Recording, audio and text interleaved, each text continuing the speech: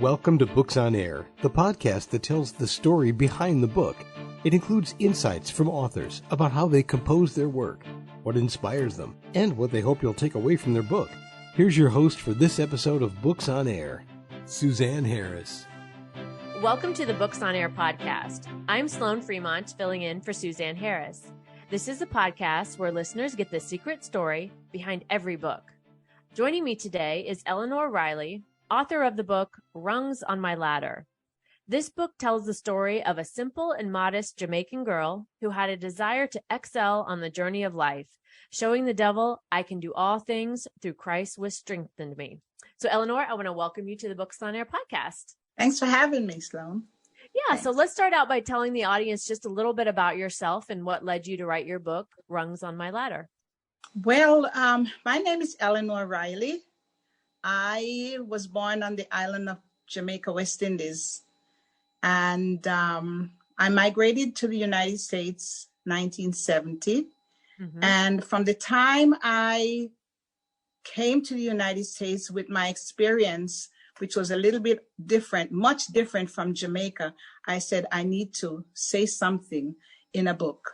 Mm-hmm.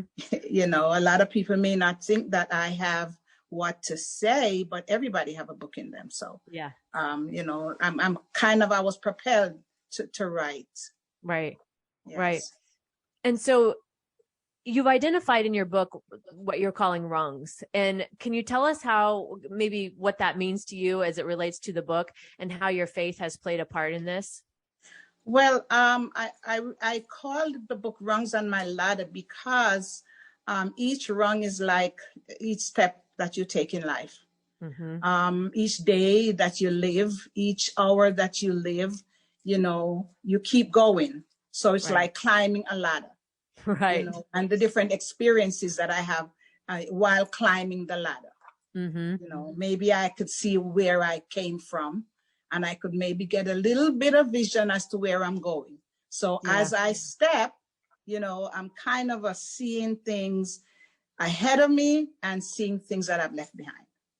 Yeah, I really like that visual thinking about climbing the ladder because especially if we think about climbing upwards and going forwards, right? Because if we're on a ladder, we can't spend too much time looking back at where we've been, right? We've really got to be looking towards the future. So what are your favorite rungs that you wrote about? Maybe can you give us a couple of examples?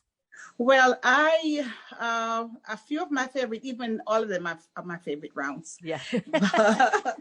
but my favorite rungs, a few of my favorite rungs that I write about coming to the United States as a rural Jamaican girl and not knowing what to expect, because this is a whole different ball game from where I came from. Right. So I was kind of a really, you know, wonder if I could do it, because the culture was different. Everything was different.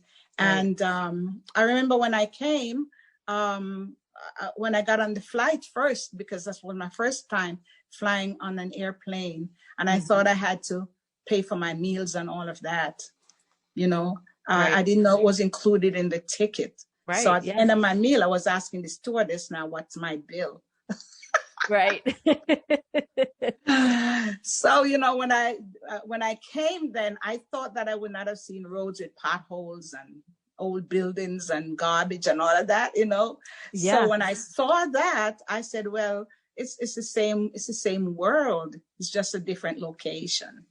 Yeah. Well, and your story of that, you know, coming to the U.S. as a young girl and making that choice of, it sounds like, you know, with the rungs and moving forward, you know, you made a choice of how you were going to experience this, as especially coming in as, you know, never being here before, not really knowing what to expect. And it sounds like you took your experiences and you're able to help them propel you forward. Of course. Yes. Yeah. And with the help of God, because as a God-fearing person, as a God-fearing Christian from my youth, you know, I always pray and ask God to guide me, you know, to show me what to do, what to say, you know, and to help me through these difficult circumstances. And I said difficult because I got on the train by myself, which I never did. Yeah. I don't know about trains in New York. The first day I went on the job, I was I was lost for an entire day trying to get where I'm going, you know. So hadn't it been that I had God as my roadmap, and thank God I could read, you know, I was told that there was no one here to babysat me or to go with me. And a lot of things I learned on my own, which was really very good afterwards. During the time, it was not pleasant, but afterwards, you know. Right. Well, you see what you're made of, right? You see what you can do the things that you didn't, you know, think you can do. Think I could do, yeah. Yeah. So did you come to the U.S. alone? Yes, I came here alone. We're 9 siblings, you know, and I was the first to come out from the nest.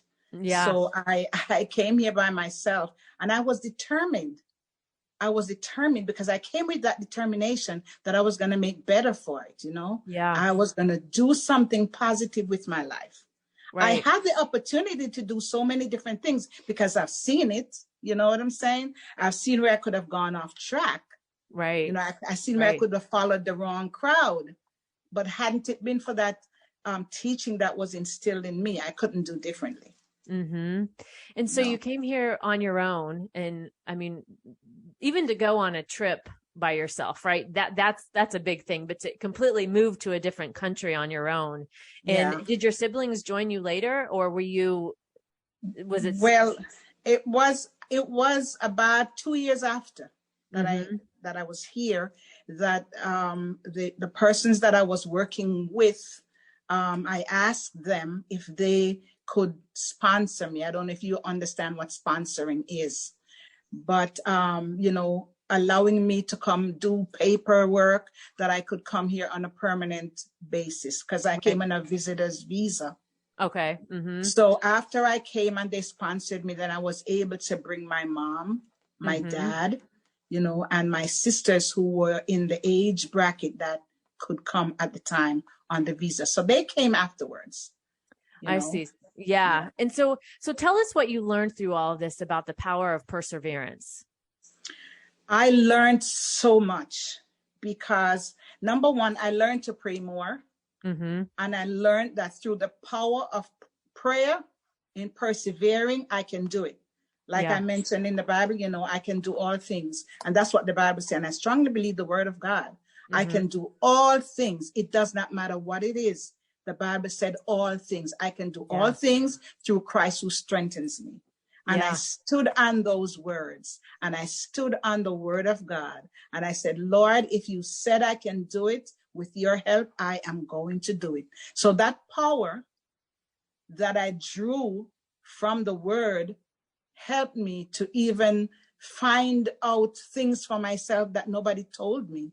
Yeah. You know, I kind of navigated my way through a lot that nobody told me, but I found it out, and it was such a joy, you know, when I realized that I'm doing it. Yeah, you know? I'm in it and I'm doing it. Yeah. I'm doing it. Yeah. And when you said that, all things, like, you know, specifically calling out that I can do all things, because I think sometimes it's easy to think, oh, I can do this because, you know, maybe it's not that hard for me, or maybe I'm familiar with it, so it's a little bit easier. But when we get into those situations where we know nothing about it, we've never been here before, we don't know how to navigate that. And that phrase, all things. I mean, I when you said that, I actually got chills, because I can feel that strength in your voice of your the power in that, and hearing you talk, how that carried you through such a difficult time, and such a brave thing to do, and go through that on your own. Yes, because I realized that I'm not going back. Yeah. Nobody knew that. The embassy didn't know I wasn't going back to Jamaica. You know, they gave me 3 months to stay here. Yeah. And I kept asking for extensions, and they kept giving me extensions until the persons that I was working for decided to sponsor me upon my request. I guess, you know, the woman felt that here's a little girl that is here in the United States by herself. I think I need to help her. Yeah. So, you know, God was gracious to me in allowing her to help me. And she kind of showed me, you know, the paths to go and not to go, you know. So I was kind of feeling secured with her. And thank God, you know, everything worked out fine. I am so grateful to her until this day. Yeah. Well, and I'm sure she saw your determination and your willingness and your bravery in what you were doing, right? Because that's not Yes. something that, we don't see that a lot, especially to the level that, what you went through. And I'm sure this woman saw that in you and was probably also inspired by you as well. Of course. And she said to me, she says, Eleanor, I don't know how you do it. You leave your mom, your dad, your sisters in Jamaica, your brothers, and you're here all alone, all by yourself. And I smiled and I said to her, well, now I have you. Oh, oh, she says, that's such a brave thing to do. You don't even know me. I says, I know you now. yeah. I said, I know you now, and I know that you look out for me, because of the very fact that she had decided to sponsor me, that was a great thing. That was the biggest thing that anybody could have done for me, because she opened that door for me so that I could get my mom here, my father, my sisters, and my brothers, and they all came on my ticket. Mm-hmm. And thanks to her, and a lot of things that I didn't know, she showed me, she taught me, right from wrong. Right. Right.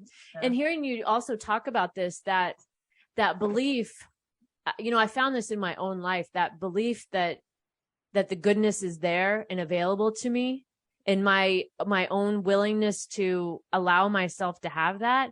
It's like when you stand in that conviction and in that belief, doors open for you, right? You're introduced to the right people who Yes. help you. And, we often, for me, my own self, I feel like, I have to do it alone all the time, right? But there's no possible way I can do it. We're not meant to do things alone, right? No. Right. And standing in that conviction and in that true belief, and allowing those good people to come in and help us too. I think that as I'm hearing you talk, I'm reminded of that, Yeah. allowing ourselves to experience that. Yes. Because when you don't know, and you don't know that you don't know, it's good to know someone who knows. Right. Yeah. And then I was so open to learning, Mm-hmm. I was so open to new things. Here I am in a whole brand new world. Right. Things that I've never seen, things that I've never known. Who am I to reject? I have to learn, and I have to do this, and I have to follow the good traits that I have seen. And she said to me, whatever you don't know, Eleanor, is nothing wrong in asking. Yeah. She says, if you go in the street and you're supposed to be at this address and you can't find it on your own, please do ask. Right. Yeah. So I was privileged. I was privileged to have that opportunity open for me. Mm-hmm.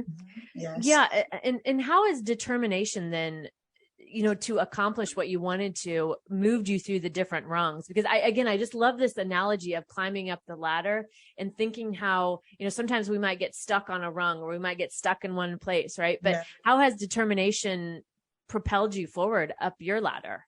Well, like you said, there are times when I get stuck on a rung, and there are some times when I see signs of detours, and there are times when I see signs of stop.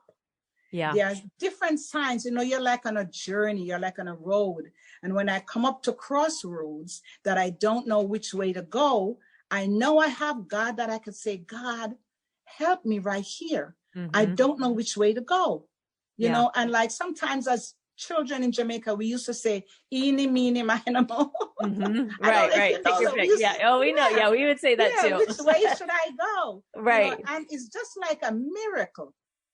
Out of a clear blue sky, something like, make a right here. Yeah. And it's always the right turn. So I'm always, when I come up to roadblocks, and when I come up to intersections where I don't know what to do, like the Bible, we always refer to the Bible as our roadmap. Mm-hmm. And I always ask God to remind me in the scripture where he says that he will never leave me and he will never forsake me. Mm-hmm. He said in the word, he says, I'm going to be with you always. He says, no matter what you're going through, I'm going to be there. And as long as he's holding my hand and leading me, I'm going to come up on the right side. Yeah. Yeah. Your story is just so inspiring. And as you were writing your book, what surprised you the most? that I did it. Yeah. Yeah. Because you know how sometimes you have folk around you who says you can't do it. You shouldn't do it, and show me all kinds of reasons why I should not. And I felt every time when I come up to that roadblock that I shouldn't, something tells me you can and you have to, because there's something in my book that will help someone else. You know, when they come up to this point where they don't know where to go, at least I've read this in Eleanor's book, and I'm going to do what she did, and I know I'm going to get over on the other side. So I'm always positive. I always have a positive attitude in what I'm doing, because I make sure that the people I am around are not people in the negative. Right. You know, I am always with the positive, and I'm always looking forward to the next level, to the next round. Yeah. And again, that vision of that, I think that's that, and having that, like, I can hear your positivity. I can feel your positivity through the video here on our video call. And that, that willingness to listen to that other voice, right? That more positive voice that says you can do it, versus, you know, it's very easy to just fall into the negative voice that tells us we can't, or the other people's voices. It's very easy to let that control us. But then there's that little spark of that other voice that's like, no, wait a minute, you can do this. It can be different for you. And your willingness to follow that, because for me in my life, that negative voice has always been so much louder. And the more positive path is like just a little spark. It's just a little spark, enough to recognize it. And if I'm willing to go that route, I mean, the world opens up. It's a completely different experience. That's right. That's right. You know, I try my best to stay focused. Yeah. Because coming to the United States, there was so much things to take me off focus. Yeah. You know, so much around me. You know, in that scripture in Matthew, where Jesus was walking on the water, and when the disciples were on the boat and they saw him, and Peter was really, you know, said, I don't understand this. And he says, Jesus, if it's you, bid me to come. And when Jesus asked him to come, of course, he got on the water and he started to walk to Jesus. But the waves around him, the boisterous wind and waves around him, I look at that like the people around me who would be boisterous in saying it can't happen, because just as Peter took his eyes off Jesus and was looking at the winds and the waves around him, he started to sink. Yeah. You know, if he had kept his eyes on Jesus, he would have walked right to him. But when he started to sink, it's a good thing Jesus was there. So when I think of a sinking attitude, I just saw the hand. Yes. Yeah. And it's just a complete, another testament to you get what you focus on, right? If we're going to let the waves pull us down, the waves are going to pull us down, but we have a choice of a different focus, as you just illustrated there. Yeah. What did you learn about yourself during the creation process of your book and bringing it to life? I learned about myself that, again, I'm going to say I can do it. I can do all things. I learned about myself that, you know, Eleanor, you have stamina. Yeah. You have your own stamina. You have your own will, you know, which is the will of God that is in me, you know, and I can also encourage others to do it, because here I am. I did it out of nothing. I did it. So if I can do it, anybody else can do it. Believe me, I came from a poor background, a background that I think that I wouldn't be where I am today, hadn't it been for the grace of God.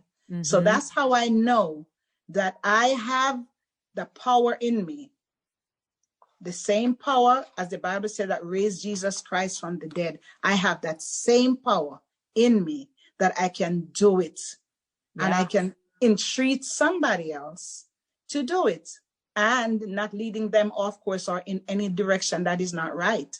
You know, that's my determination. I try to have someone else get the same determination to do whatever. So I can encourage anybody who wants to do a project.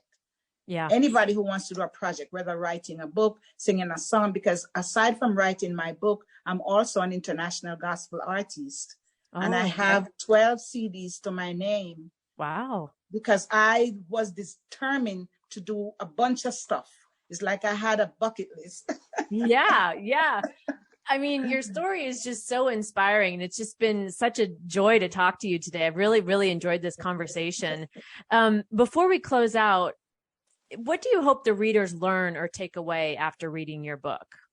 I would say that my book, I hope that it would appeal to everybody, anybody, your age, your religion, your ethnicity, your gender. You know, it's a road that we are all on, and that road is called life. Yeah.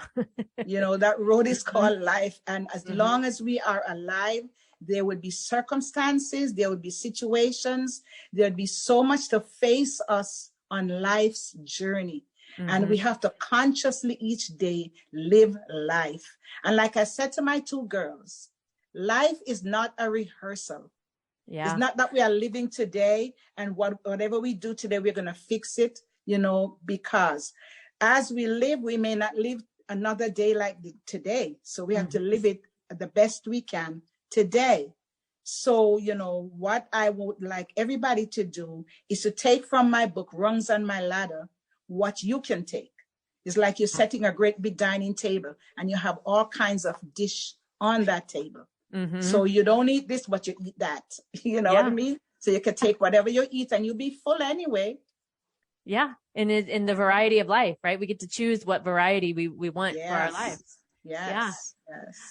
My guest today has been Eleanor Riley, author of the book, Rungs on My Ladder. And Eleanor, again, I want to thank you for joining us. You're such an inspiration. I want to thank you for coming on and sharing your story with us. Thank you so much, Sloan, for having me. It was a pleasure talking with you also. You can find more about the book, Rungs on My Ladder, on Amazon, and I'll link to the book in the show notes, so be sure to check that out. You've been listening to the Books on Air podcast, brought to you by webtalkradio.net. You can also hear this podcast on Spotify, iHeartRadio, Stitcher, and Apple Podcasts. I'm Sloan Fremont, and I hope you'll join us for the next Books on Air podcast. Remember, you never know who's going to be here, and you never know what we're going to talk about. Thank you so much for listening.